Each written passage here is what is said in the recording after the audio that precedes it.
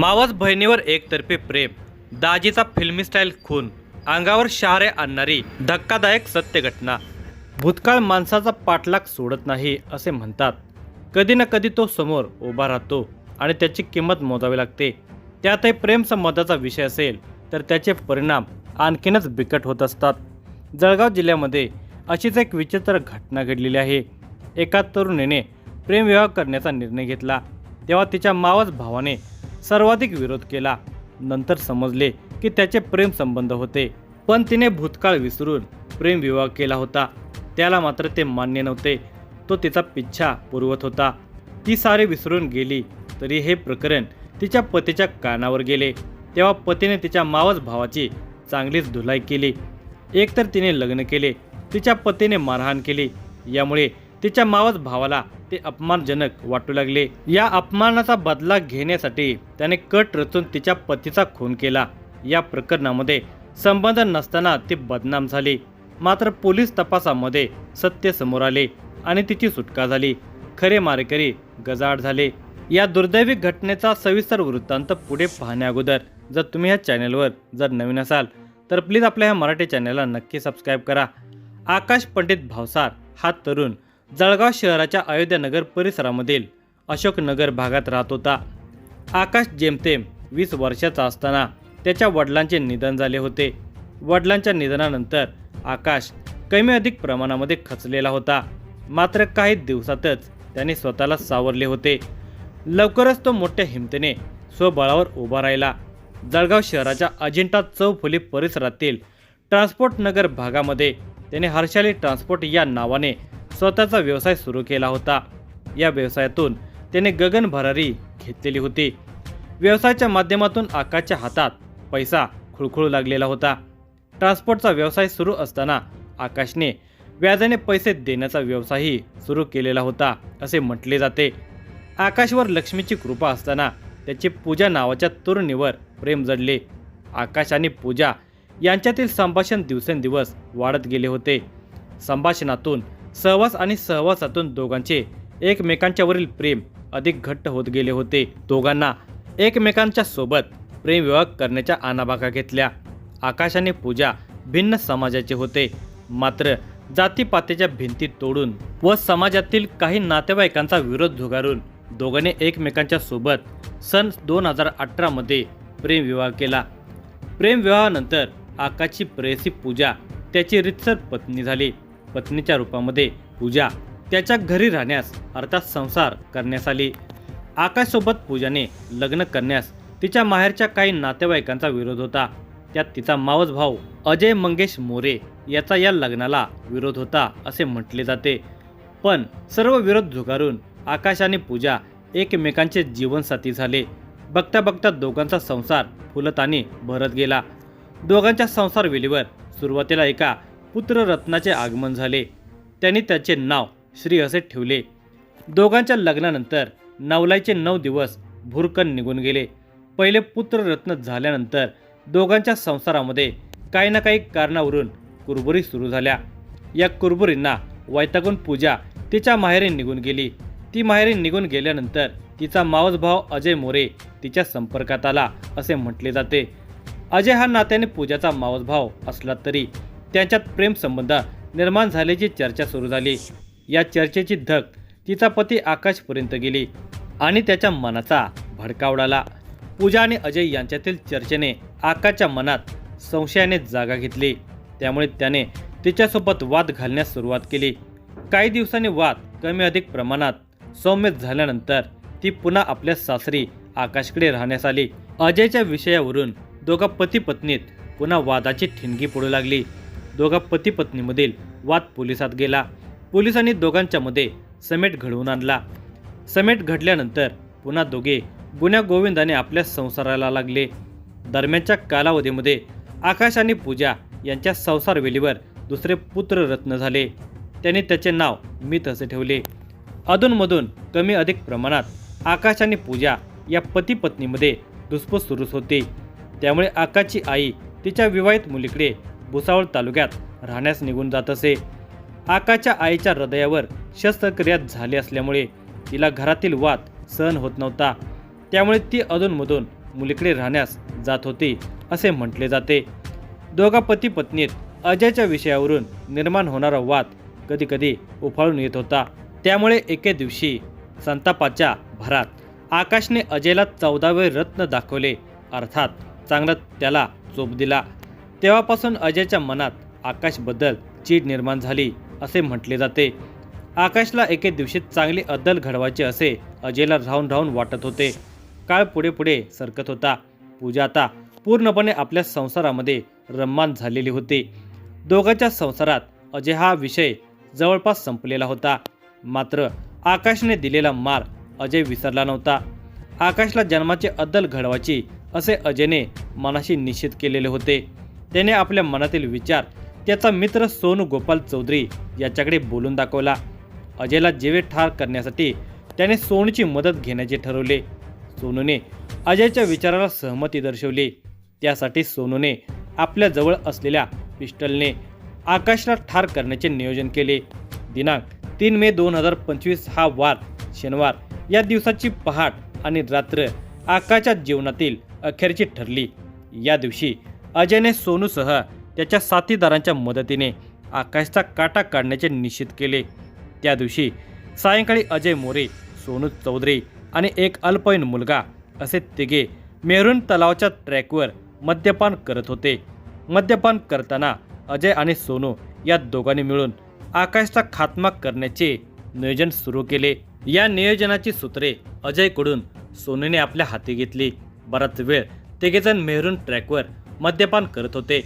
त्यानंतर तिघेजण ते राहत असलेल्या कासमवाडी परिसरात अंधार पडल्यानंतर आले. कासमवाडी परिसरामध्ये एका झाडाखाली असलेल्या बाकावर पुन्हा तिघेजण सोबत बसले. यावेळी अजय पुन्हा बियर पिण्यास बसला. आज आकाशला पिस्टलच्या गोळीने ठार करायचे हे सोनूच्या मनात होते. मात्र तरी देखील पर्यायी व्यवस्था म्हणून कोयतासोबत बाळगण्याचेही त्याने नियोजन केलेले होते. सोनूच्या मनातील विचार केवळ अजयला चांगल्या प्रकारे माहिती असला तरी प्लॅनचा रिमोट केवळ सोनूकडेच होता. काही वेळाने अजयच्या ओळखीचा अजून एक अल्पवयीन मित्र त्या ठिकाणी आला. नंतर आलेल्या अल्पवयीन मुलाला सोनूने त्याच्या एका परिचिताकडे जाऊन कोयता घेऊन येण्याचे फरमान सोडले. त्या अल्पवयीन मुलाने निमूटपणे ठरलेल्या ठिकाणी जाऊन हाती पडलेला कोयता कापडात गुंडाळून आणला आणि तो सोनूच्या हवाले केला. पिस्टलसह गरज पडल्यास प्रसंगी अतिरिक्त हत्यार म्हणून कोयता हाती पडल्यानंतर सोनूने सगळ्यांना आपल्यासोबत चालण्याचे फरमान जारी केले. त्यावेळी रात्रीचे 9:30 वाजले असावेत. अजय, सोनू आणि दोघे अल्पवयीन असे चौघेजण सोनूच्या इशाऱ्यावर त्याच्यासोबत दुचाकीवर जाण्यास निघाले. कुठे जायचे आहे, काय करायचे आहे, कसले नियोजन करायचे आहे हे सर्व सोनूला माहिती होते. सोनूला फक्त अजयकडून आकाश राहत असलेल्या घराच्या पत्त्याची गरज होती. मात्र अजयला आकाशच्या घराचा पत्ता नीट सांगता येत नव्हता. सोनूच्या ताब्यातील ॲक्टिवा गाडीवर चौघेजण पुढे जाण्यास निघाले. ST वर्कशॉप जवळ असलेल्या मद्याच्या अड्ड्यावर सोनूने गाडी उभी केली. काही वेळाने ते सोनूच्या घरी गेले. त्यानंतर अजयने चेतन रवींद्र सोनार या मित्राला फोन करून त्याच्या एका परिचिताला डबल सीट घेऊन येण्यास सांगितले. काही वेळातच चेतन याने त्या परिचिताला स्प्लेंडरवर डबल सीट बसवून आणले. अजयने त्या परिचिताला आकाशच्या घराचा पत्ता विचारला. मात्र त्या परिचितालाही आकाशच्या घरचा पत्ता माहिती नव्हता. त्यामुळे चेतनसोबत आलेल्या त्या परिचिताला सर्वांनी वाटेत सोडून देत त्याची सुटका केली. आकाश भावसार याच्या घरचा पत्ता काय केला कोणाला समजत नव्हता. त्यामुळे आकाश राहत असलेल्या परिसरात थेट जाऊन लोकांना विचारून त्याचे घर शोधण्याचे अजय आणि सोनू यांनी ठरवले. सोनूच्या ताब्यातील ॲक्टिवा आणि चेतनच्या ताब्यातील स्प्लेंडर अशा दोन्ही वाहनावर बसून 5ही जण आकाशचे घर शोधण्यासाठी तो राहत असलेल्या अयोध्यानगर परिसरात गेले. त्यावेळी रात्रीचे जवळपास 10:30 वाजलेले होते. या गल्लीतून त्या गल्लीत सर्वांनी चकरा मारल्या. मात्र अजयला आकाशचे घर आठवत नव्हते, सांगता येत नव्हते आणि लवकर सापडतही नव्हते. अखेर एका गल्लीत गेल्यावर एका बंद घराचा दरवाजा सोनूने वाजवला. यावेळी सावधगिरीचा उपाय म्हणून अजय आणि त्याच्यासोबत असलेला एक अल्पवयीन मुलगा असे दोघेजण त्या घरापासून लांब उभे राहिले. त्या घरासमोर चेतन आणि दुसरा अल्पवयीन मुलगा असे दोघे थांबून होते. सोनूने दार वाजवले. नेमके तेच घर आकाशचे निघाले. मात्र तो घरी नव्हता. घराचा दरवाजा वाजवून देखील आतून कुणी उघडत नव्हते. मात्र त्या घराच्या बाजूच्या खिडकीत सोनूला एक विवाहिता दिसली. सोनूने त्या विवाहितेला आकाश भावसारचे घर कोणते आहे अशी विचारणा केली. त्यावर तिने घराची कडी बाहेरून लावली असल्याचे सांगत दाराची कडी बाहेरून उघडण्यास सांगितले. सोनूसोबत असलेल्या अल्पवयीन मुलाने त्या घराची बाहेरून लावलेली कडी उघडली. दार उघडल्यानंतर ती विवाहिता बाहेर आली. हेच घर आकाशचे असून काय काम आहे असे त्या विवाहितेने सोनूला विचारले. ती विवाहिता आकाशची पत्नी पूजात होती. प्रसंगावधान राखत सोनूने पूजाला म्हटले की आम्हाला आमची गाडी गहाण ठेवून आकाशकडून व्याजाने पैसे घ्यायचे आहेत. त्यावर पूजाने त्याला सांगितले की आम्ही पूर्वी व्याजाने पैसे देत होतो, मात्र आता आम्ही देत नाही. आकाशचा नेमका ठाव ठिकाणा मिळवण्यासाठी सोनूने त्याला फोन लावण्यास पूजाला सांगितले. पूजाने साध्या मनाने तिचा पती आकाशला तिच्या मोबाईलचा स्पीकर ऑन करून फोन लावला. तुम्ही कुठे आहात असे विचारत आपल्या घरी कुणीतरी 2 मुले आलेली आहेत. ती मुले गाडी गहाण ठेवून व्याजाने पैसे मागत असल्याचे त्याला सांगितले. त्यावर पलीकडून आकाशने त्याच्या घरी आलेल्या सोनूसोबत स्पीकर ऑन केलेल्या फोनवर बोलणे केले. त्याने सोनूला तुझे नाव काय, तुला माझ्याकडे कुणी पाठवले, माझ्या घरचा पत्ता कुणी दिला असे विविध प्रश्न विचारले. त्यावर सोनूने आकाशला एवढे सांगितले की मला गाडी गहाण ठेवून व्याजाने पैसे हवे आहेत. त्यावर पलीकडून आकाशने सोनूला सांगितले की मी कालिका माता मंदिराजवळ श्री प्लाझाजवळ असलेल्या A1 भरीत सेंटरजवळ उभा आहे. या ठिकाणी मला भेटायला ये. आल्यावर आपण सविस्तर बोलू. काही भानगड झाली आहे का असा भाबडा प्रश्न पूजाने तिचा पती आकाशला घाई गडबडीमध्ये फोनवर विचारला. त्यावर पलीकडून काही नाही असे म्हणत त्याने फोन कट केला. या सर्व घडामोडी दरम्यान सावधगिरी बाळगत अजय आणि त्याचा एक अल्पवयीन साथीदार असे दोघे घरापासून लांब उभे होते. घरासमोर पूजाच्या ओळखीचा जवळचा नातेवाईक चेतन सोनार दिसताच तिने त्याला ओळखले. त्यावर तिने त्याला काही भानगड झाले आहे का अशी विचारणा केली. त्यावर त्याने तिला काही टेन्शन नाही असे म्हणत काढता पाय घेतला. मात्र त्याच वेळी पूजाने अजयलाही पाहिले. सोनूला पुढे करून अजय मागे लपून उभा असल्याचे पूजाच्या लक्षात आले. अजयला पाहताच तिच्या मनात शंकेची पाल चुकचुकली होती. आपल्या पतीसोबत काहीतरी अघटित होणार अशी शंका तिला सतावू लागली. सर्वजण लगबगीने एका पाठोपाठ दुचाकीवरून जात असल्याचे बघून पूजाला काहीतरी गडबड असल्याची शंका आली. तिने लागलीच पती आकाशला सावध होण्याचा इशारा देण्यासाठी एका पाठोपाठ सलग 2 ते 3 वेळा फोन केले. मात्र आकाशचे दुर्दैव असे की त्यांनी पत्नी पूजाचा एकही फोन त्यावेळी उचलला नाही. चेतन चालवत असलेल्या स्प्लेंडर गाडीवर एक अल्पवयीन आणि सोनू चालवत असलेल्या ॲक्टिवा गाडीवर त्याच्या मागे दुसरा एक अल्पवयीन आणि त्याच्या मागे ट्रिपल सीट अजय असे 5 जण जाण्यास निघाले. वाटेत सोनूने धावत्या गाडीत त्याच्याजवळ असलेला कोयता डबल सीट बसलेल्या अल्पवयीन मुलाकडे दिला. काही झाले तर तू त्याला मार एवढेच त्याने त्या अल्पवयीन मुलाला सांगितले होते. कुणाला मारायचे, कशासाठी मारायचे हे चेतनसह 2 अल्पवयीन मुलांना माहीतच नव्हते. त्यामुळे हातात कोयता घेतलेल्या त्या अल्पवयीन मुलाने चेतनला काय झाले असे विचारले असता त्याने मला माहिती नाही असे त्याला सांगितले. रात्रीचे 11 वाजलेले होते. तेवढ्यात 5 जण आकाशच्या समोर A1 भरीत सेंटरजवळ साक्षात यमराजाच्या रूपात हजर झाले. त्यावेळी आकाशसोबत 2 मुले उभी होती. त्यापैकी पांढरा शर्ट आणि काळी पॅन्ट घातलेला हाच आकाश आहे का असा प्रश्न सोनूने अजयला केला. त्यावर अजयने हाच आकाश आहे असे उत्तर सोनूला दिले. सोनूकडून अपेक्षित उत्तर मिळताच सोनूने थेट आकाशच्या शर्टाची कॉलर पकडली.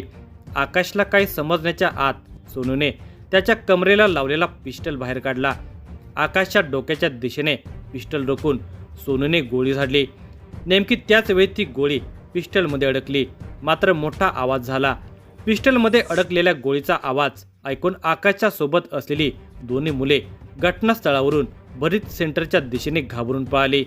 पिस्टलची गोळी अडकल्याने फायर झाली नाही, मात्र आवाज झाला. त्यामुळे सोनूने आकाशला जमिनीवर खाली पाडले. त्याच वेळी अजयने त्याच्या कमरेला लावलेला चाकू बाहेर काढला.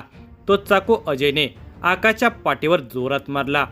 सोनूने त्याच्यासोबत गाडीवर बसलेल्या अल्पवयीन मुलाला वाटेत कोयता दिला होता. त्या कोयत्याने आकाशला मारण्यास सोनूने त्याला सांगितले. त्यामुळे त्या अल्पवयीन मुलाने आकाशच्या कमरेवर पाठीमागे व कमरेच्या बाजूला कोयत्याने वार करण्यास सुरुवात केली। पुढच्या क्षणी सोनूने आकाशला जमिनीवर लोळवले। कोयत्याने वार करणारा अल्पवयीन मुलाला बाजूला होताच अजयने आकाशच्या छातीमध्ये चाकू खुपसला, मात्र तो चाकू आकाशच्या छातीमध्ये अडकला।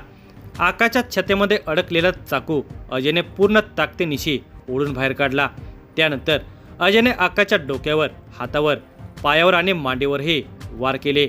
आकाश आता पूर्णपणे अजय आणि सोनूच्या तावडीत सापडला होता। जखमी अवस्थेतील विवळणारा आकाश अजयकडे दयेची भीक मागत होता।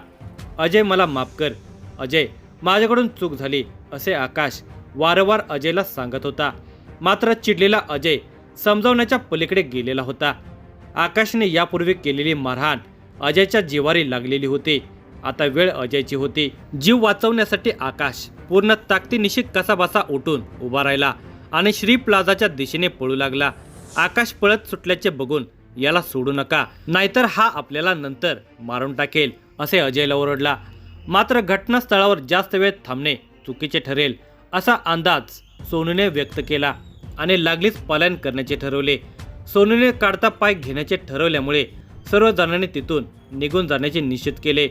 स्प्लेंडर गाडीवर चेतन आणि एक अल्पवयीन, तसेच ॲक्टिवा गाडीवर सोनू, अजय आणि दुसरा अल्पवयीन मुलगा असे 5 जण काळे पेट्रोल पंप, एसटी वर्कशॉप, नेरी नाका मार्गे इच्छादेवी मंदिराकडून पाचोरा शहराच्या दिशेने पळून गेले। वाटेत संशयित आरोपींनी त्यांच्याकडील हत्यार वेगवेगळ्या ठिकाणी फेकून देत कपडे लपवून ठेवले। या घटनेदरम्यान आकाशची आई कोकिळा आपल्या मुलीकडे वरणगाव येथे मुक्कामी गेलेली होती। घरी त्याची पत्नी पूजा एकटीच होती। या घटनेची माहिती परिसरात पसरण्यास वेळ लागला नाही। रक्ताच्या थारोळ्यातील जखमी आकाशला नातेवाईकांच्या मदतीने शासकीय वैद्यकीय महाविद्यालय आणि रुग्णालयात दाखल करण्यात आले। या घटनेची माहिती मिळताच शनीपेठ पोलीस स्टेशनचे पोलीस निरीक्षक रंगनाथ धारबळे आणि त्यांचे सहकारी सहाय्यक पोलीस निरीक्षक साजिद मंसुरी, पोलीस उपनिरीक्षक ढिकळे आणि कर्मचारी वेगाने तातडीने घटनास्थळी तसेच रुग्णालयात धाव घेतली। पोलीस अधीक्षक डॉक्टर महेश्वर रेड्डी यांनी देखील तातडीने रुग्णालयात धाव घेत आपल्या सहकार्याने तपासकामी महत्त्वाच्या सूचना दिल्या।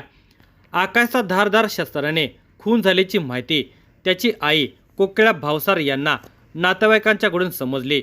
माहिती मिळताच त्याची आई आणि बहीण या दोघी मायलेकी तातडीने जळगावला शासकीय वैद्यकीय महाविद्यालय व रुग्णालयात येण्यास निघाल्या। रुग्णालयात दाखल आकाशला डॉक्टरांनी तपासून मयत घोषित केले। आपल्या मुलाचा रक्ताच्या थारोळ्यातील मृतदेह बघून त्याच्या आई आणि बहिणीने हंबरडा फोडला। रात्रीच्या वेळी रुग्णालयातील या मायलेकींचा आक्रोश बघून उपस्थितांचे काळीज काही क्षणासाठी हादरलेले होते। मयत आकाशची आई कोकिळा भावसार यांनी त्यांची सून पूजा, घटनास्थळावरील घटना बघून भीतीपोटी पळून जाणारे त्याचे दोघे मित्र आणि इतरांकडून घटनाक्रम समजून घेतला। आपल्या सुनेने आकाशचे लोकेशन मारेकऱ्यांना दिल्याचा समज मयत आकाशच्या आईसह बहिणीचा झाला। त्यामुळे गैरसमजातून सून पूजाला संशयाच्या पिंजऱ्यात ओढण्यात आले। मिळालेल्या माहितीच्या आधारे कोकिळा भावसार यांनी शनीपेठ पोलीस स्टेशनला सुरुवातीला अजय मंगेश मोरे, चेतन रवींद्र सोनार आणि 3 अनोळखी अशा 5 संशयितांच्या विरोधात फिर्याद दिली। या फिर्यादीनुसार भाग 5 गुन्हा रजिस्टर नंबर 102/2025 कलम 103, 189(2), 191(2), 191(3), 190 भारतीय न्याय संहिता 2023 प्रमाणे गुन्हा दाखल करण्यात आला। या गुन्ह्याचा पुढील तपास पोलीस निरीक्षक रंगनाथ धारबळे यांच्या मार्गदर्शनाखाली सहाय्यक पोलीस निरीक्षक साजिद मंसुरी यांनी सुरू केला। याशिवाय या गुन्ह्याचा समांतर तपास स्थानिक गुन्हे शाखेचे पोलीस निरीक्षक बबन आव्हाड यांनी देखील आपल्या सहकाऱ्यांच्या मदतीने सुरू केला। अजय मोरे, चेतन सोनार आणि दोघे अल्पवयीन असे 4 जण शिरसोली रस्त्यावर असल्याची माहिती स्थानिक गुन्हे शाखेचे पोलीस निरीक्षक बबन आव्हाड यांना तांत्रिक विश्लेषणासह खबऱ्यांच्याकडून समजली होती। त्या माहितीच्या आधारे त्यांनी आपले सहकारी हेड कॉन्स्टेबल विजयसिंह पाटील, सुधाकर अंभोरे, राहुल पाटील आदींनी 4 शिरसोली रस्त्यावरून ताब्यात घेतले। 2 संशयितांना अटक करण्यात आली तर 2 अल्पवयीन मुलांना ताब्यात घेतले। सोनू चौधरीला शनीपेठ पोलीस स्टेशनच्या गुन्हे शोध पथकातील कॉन्स्टेबल अनिल कांबळे, निलेश घुगे आणि पराग दुसाने यांनी मेहरून परिसरातून ताब्यात घेत अटक केली. अशा प्रकारे 5 संशयित पोलिसांच्या हाती आले. त्यानंतर पुढील कायदेशीर कारवाई करण्यात आली. या गुन्ह्याचा पुढील तपास DYSP संदीप गावित, शनीपेठ पोलीस निरीक्षक रघुनाथ धारबळे यांच्या मार्गदर्शनाखाली सहाय्यक पोलीस निरीक्षक साजिद मंसुरी हे करत आहेत.